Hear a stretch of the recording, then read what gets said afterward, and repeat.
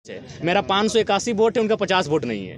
वो बुरी तरह पीटे हैं। तो अगर डॉक्टर लंबोदर बाबू एक पीएचडी स्कॉलर हैं, एक राज्य की एक ऊंची सेवा को दे चुके हैं, और हम लोग चूँकि युवा हैं, हमारे मुख से त्रुटिपूर्ण बातें कभी निकल सकती है, लेकिन उनको एक सज्जन व्यक्ति हैं। अगर वो इस प्रकार की बच्चों जैसी चुनौतियाँ दे रहे हैं तो मुझे लगता है थोड़ा सा लिमिट में ही चुनौतियाँ दें, नहीं तो अगर स्वीकार कर लिए तो फिर दिक्कत उन्हीं को होगी और जोरदार दिक्कत होगी। देखिए उन्हीं का सवाल जो उन्होंने सवाल किया था, देखिए ढोलू महतो का सवाल, देखिए एक बात सुनिए, क्या समर्थन क्या ढोलू महतो का विधानसभा बागमारा है, वहाँ चंद्रप्रकाश चौधरी जी हमसे 40,000 वोट से लीड करते हैं। तो अगर ढोलू को मेरा समर्थन होता तो हम 40 से लीड करते हैं। अगर ढोलू जी का समर्थन हमको होता, हम वहाँ 46,000 वोट लाएं, बहुत अच्छा लाएं, क्योंकि बागमारा एक शहरी क्षेत्र है प्लस ढोलू का क्षेत्र है, वहाँ से एक नया लड़का 47,000 वोट लाता है, ये बहुत बड़ी बात है। अगर उनका समर्थन होता तो कम से कम मेरा 70 से 75 होना चाहिए था। चीज़ों को समझिए, हम वहाँ तीसरे पायदान पर हैं। अतः बागमारा विधायक जो वर्तमान में सांसद बन चुके हैं, उनका कोई संबंध नहीं रहा है।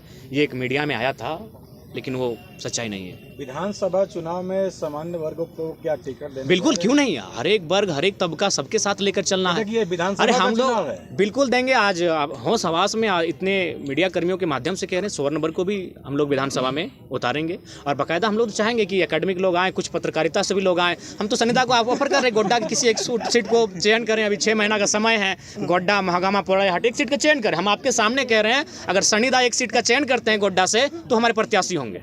उम्मीदवार या फिर गैर खते मैं देखिए, हाँ सवाल कर रही है दीदी, आपके जितने कैंडिडेट थे लगभग तीसरे पायदान पर रहे, बहुत मेहनत की है सनिधा। देखिए ये संगठन तय करेगी। पहला बात तो उनको हम लोग सांसद मान चुके हैं, तो वे सांसद की तैयारी कर ही रहे हैं।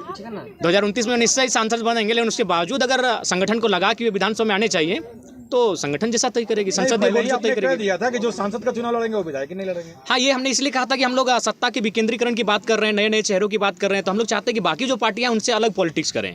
तो अगर जरूरत पड़ी उन प्रत्याशियों की तो हम लोग लेके आएंगे उनको विधानसभा में।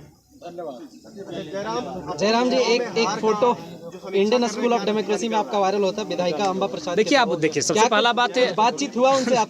नहीं, ऐसा विशेष नहीं। आप झारखंड की विधायक हैं और मिली तो भाई झारखंड से बाहर हैं तो अपनत्व का भाव है, मिले उनसे, ऐसा बात नहीं है। लेकिन वो उनका भी निमंत्रण था, वो तो वहाँ जाने के बाद पता चला कि उनको भी निमंत्रण है। एक पीछे सवाल है हाँ। कि हार गए आप, ठीक है, फिर भी जाते जाते बहुत बड़ा संदेश दिए, लेकिन आपने समीक्षा किया। हाँ। कारण आपको क्या लगा? देखिए समीक्षा में कारण यही लगा कि इस बार जो देश का माहौल अभी भी इस बार रहा कि हम लोग वोट अपनी रास्ता कहाँ तैयार कर रहे थे। अगर मैं गिरिडीह लोकसभा की बात करूं तो 3.25 लाख से 3.5 लाख एनडीए वोटर हैं। एनडीए का प्रत्याशी कोई रहे, आपराधिक मामला रहे, वो अच्छा काम करे या ना करे, वो अगर पैराशूट से भी आए, अगर वो कन्याकुमारी और कश्मीर से भी अगर आके गिरिडीह में चुनाव लड़ता तो उसको 3 लाख 3.5 लाख वोट आते ही आते हैं। तो यानी एक वोट आपका था एनडीए का जो 3.5 लाख के आसपास खड़ा हो रहा है। प्रत्याशी से कोई मतलब नहीं, अच्छा है बुरा है, काम करे ना करे कोई मतलब नहीं है। और ठीक उसके उल्टा भी 3 लाख वोट खड़ा है कि हम एनडीए को नहीं देंगे। तो उन 3-3 लाख वोटों के बीच अगर जयराम महतो 3.5 लाख वोट कर ले आता है तो बहुत बड़ा कलेजा, जिगर और बहादुरी का काम है। हम लोग एक जो नई पहचान बनाए, बहुत चैलेंजिंग विषय था, क्योंकि आप किसी भी लोकसभा में देख लीजिए 3 लाख वोट एनडीए का है और 3 लाख ठीक इस विचारधारा के विपरीत वोट है। और उस भीड़ में आप एंट्री करते हैं बिना किसी संसाधन के, बिना किसी बूथ मैनेजमेंट के, बिना किसी टीम के, और आप उसी के अनुपात में वोट लेके आते हैं। ये हमारे लिए गौरव का विषय है। देखिए हम उन्हीं के सवाल पे चलेंगे। थोड़ा सा हालांकि आपको खराब लग नहीं, खराब नहीं लगेगा, क्योंकि जो हम लोग महसूस कर रहे हैं कि आप विधानसभा चुनाव में अब उतर रहे हैं। अब बात है शहरी क्षेत्र का, ठीक है, ग्रामीण क्षेत्रों में आपकी पकड़ है, लेकिन शहरी क्षेत्र जो है, जो बाहरी भीतरी का एक धब्बा आप पे लग गया है, इसको कैसे आप धोएंगे? देखिए एक बात हम स्पष्ट कह रहे हैं, ये लड़ाई बाहरी भीतरी की कब रही। हमने ये कहा कि जिस प्रकार, अच्छी बात बताइए, आज भारतीय जनता पार्टी जिसकी आप बात करते हैं, उड़ीसा में उन्होंने किस आधार पर चुनाव जीता, क्या किसी को आइडिया है? क्योंकि लोकसभा का चुनाव था, इसीलिए उड़ीसा का मैसेज किसी तक नहीं आया। भारतीय जनता पार्टी ने किस बेस पे उड़ीसा का चुनाव जीता? अभी कहाँ 5 बार के सीएम पटनायक जी 5 बार के काबिल सीएम को पटकनी दिया, क्या आधार था? पांडियन, बीके पांडियन, जो कह सकते हैं कि चूंकि ये तो विवाहित शायद नहीं है माननीय मुख्यमंत्री, मुझे उतनी जानकारी नहीं, उनका बच्चा शायद नहीं है, तो उनको अडॉप्ट कर रहे थे एज ए सीएम। पांडियन कौन है? साउथ के हैं। बीजेपी उड़ीसा में क्या नारा देती है कि साउथ इंडियन उड़ीसा में नहीं चलेंगे, तो हम भी वही चाहते हैं कि कोई भी पूरे भारत के लोग यहाँ आए, अपना व्यवसाय करें, रहें, खाएं, लेकिन नेतृत्व झारखंड के मूलवासी करेंगे। यही बीजेपी का नारा है।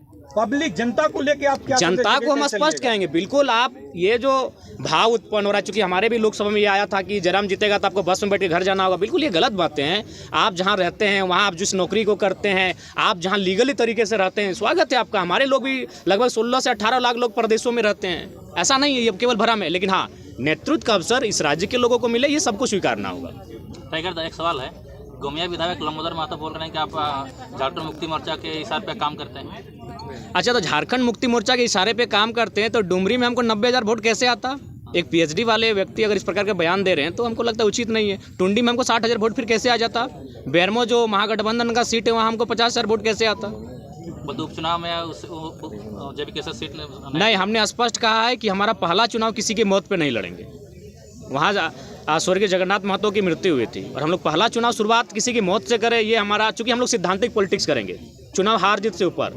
अगर हम लोग को केवल चुनाव ही फोकस होता तो मैं आपको बताना चाहूँगा, एक पार्टी ने तो हमको यहाँ तक कहा था कि अगर आप नहीं लड़ेगा तो देवेंद्र जी को मना दीजिए, आप एक लड़का हमको दे दीजिए चुनाव लड़ने के लिए, हम लोग को प्रत्याशी नहीं मिल रहा है। तो अगर हम लोग को सांसद बनना होता तो आज जयराम महतो के साथ आप नहीं बैठे होते, आज सांसद जयराम महतो के साथ आप बैठे होते, क्योंकि मुझे भी आइडिया है कि किस सीट को कौन निकाल सकता है। दोनों दलों ने हमें सीधा ऑफर दिया था, एकदम सीधा, दिल्ली से डायरेक्ट टेलीफोन था, एक से हमारा 18 मिनट टॉक हुआ था, एक से 4 मिनट 45 सेकंड टॉक हुआ था कि आप लड़िए हमारी, और ऐसा नहीं कि आप एक सीट से, क्योंकि हम नेता नहीं रहे भैया, जनता का आशीर्वाद है, हम लोग जननेता हैं, किसी सीट से चुनाव लड़ने का मादा रखते हैं, 4-5 सीटों से चुनाव लड़ने का मादा रखते हैं। और उन्होंने वही ऑफर दिया था कि आप गिरिडीह से लड़िए, आपका मन हो धनबाद लड़िए, आपका मन हो आप रांची चले आइए। इसी से जुड़ा हुआ सवाल है, गांडे से भी आप नहीं उठा रहे, मर्ज नहीं करेंगे अगर जीतते हैं चुनाव तो? जैसे देखिए, नहीं, हम लोग हार जीत से ऊपर की पॉलिटिक्स करने के लिए आए हैं, कोई मर्ज नहीं करेंगे दादा। पोस्ट अलायंस पर जनता के राय के बाद हम लोग सोचेंगे, लेकिन मर्ज कहीं नहीं होगा, क्योंकि हम लोग एक ऐसी पॉलिटिक्स कर रहे हैं कि जहां हम लोग रुकेंगे आने वाली पीढ़ी वहां से स्टार्ट करेगी। देखिए, पहले बात, अभी गिरिडीह अभी भी आप जाके देखिए, आप देवेंद्र दा का जहां कैंपेन वहां जाके देखिए, आज भी लोग अपने घरों में चावल इकट्ठा करके रखे हैं, आज भी लोग अपने घरों में आलू और प्याज इकट्ठा करके रखे हैं। उस विश्वास का कत्ल नहीं होगा दादा। चुनाव हार जाएंगे, क्या होगा? यहाँ जीने के लिए कोई थोड़ी आया है, लेकिन उन भरोसे के साथ उन भरोसे का कत्ल नहीं किया जाएगा। हम लोग सिद्धांतिक पॉलिटिक्स करने आए हैं। बोले तो अगर हमको अपनी महत्वाकांक्षा होती, हम संसद में होते। आज हम संसद में होते, जब 3.5 लाख वोट हम अकेले ला सकते हैं, अपने दम पर ला सकते हैं, तो दोनों पार्टियां हमें टिकट कर रही थी। आराम से एनडीए और यूपीए को चयन करते किसी सीट से और निकल जाते, संसद भवन में कमरा भी मिल जाता और झारखंड की समस्याओं को उस पार्टी से रख देते। लेकिन उस भरोसे का क्या होगा? जो 85 साल की बूढ़ी महिलाएं आज खाना नहीं खा पा रही हैं, हम कई बार उनसे मिलने गए कि अभी चुनाव बहुत है, हम लोग अभी 29 साल के आगे भी चुनाव लड़ेंगे, रो रही हैं, 5-6 साल की बच्चियां रो रही हैं कि नहीं कैसे हार गए टाइगर। तो उस भरोसे को हम लोग कहीं ना कहीं दरकिनार नहीं कर सकते हैं। दुनिया चौधरी को मंत्रिमंडल में जगह नहीं मिला, उसका फैक्टर जयराम महतो को बता रहे हैं। देखिए, उसका फैक्टर वो स्वयं है, इसलिए स्वयं है कि उन्होंने कभी नहीं कहा कि हम लोग, उनका मुद्दा क्या होगा। उन्होंने एक ही चीज़ कहा कि जयराम से ऊपर है राम, और स्वाभाविक है, हम लोग इंसान हैं, राम जी हमसे ऊपर हैं, लेकिन क्या भगवान राम के नाम पर चुनाव लड़ना चाहिए? मुद्दे हैं लड़ने के लिए, आप उन मुद्दों पे लड़िए। अब तो मैंने राम को, अल्लाह को दूर रखी राजनीति से। कब तक इस देश की राजनीति को यूं ही मतलब धार्मिक उन्माद में लोग रखेंगे? हम चाहते हैं कि पढ़े लिखे नौजवान जब आ रहे हैं राजनीति में तो कम से कम राजनीति को शुद्ध रखें। इनमें उनका स्वयं दोष है। अगर उनकी स्ट्रेटजी होती, अगर वो गाँव जाते हैं तो जयराम आते हैं क्यों रणभूमि में? अगर आज माननीय सांसद महोदय गांव जाते हैं, लोगों के बीच बैठते हैं, तो जयराम महतो क्यों आते हैं? एक 29 साल का लड़का जिसका अभी तक आज 1 साल हम लोग का पूरा हो रहा है, पार्टी का मैंने निर्माण किया हुआ, 1 साल में यहाँ तक कैसे आता मैडम बताइए? कहीं ना कहीं उनकी खामियां हैं, उनको बोलिए, और साथ ही साथ सबको संदेश देंगे कि आपका जो पॉलिटिक्स करने का तरीका है उसको भी बदलिए। आप जनता से कटे हैं, आप में और जनता में अंतर है। आपका महल 18वें तल्ला पर है और जनता आज झुग्गी झोपड़ी में रहती है। आप जनता से कटे हुए लोग हैं, आप जनता के लिए काम नहीं कर रहे हैं, जो भी कर रहे हैं अपने परिवार को भरने काम कर रहे हैं। और महोदय सांसद से कहिएगा कि आप तो रामगढ़ के हैं, आप सुन रहे हैं लइयों में जमीन खरीद ली है, सॉरी जो गोमिया का बॉर्डर पड़ता है नदी के उस पार, क्योंकि अब माइंस उधर जाने वाला है। वाह भैया वाह, जनता से कटिएगा और बोलिएगा 2 समय दीजिएगा, नहीं जेबी के वजह से टिकट मांग रहे हैं। ठीक है, अगर आएंगे तो स्वागत है भाई, आने दीजिए, स्वागत है। अच्छे व्यक्ति हैं भाई, लड़े हैं। और दादा एक सवाल, अमित महतो गिरिडीह में जाके खुलेआम सपोर्ट करते हैं, रांची में क्यों सपोर्ट नहीं करते हैं? नहीं, उस समय शायद वो क्षेत्र में नहीं थे, क्षेत्र में नहीं थे, मेरे भी वहाँ नहीं आए, वो सिर्फ सोशल मीडिया में ही किए थे। हाँ, आपका क्या सवाल? आज अंसारी का एक 3.5 लाख वोट लेकर आए।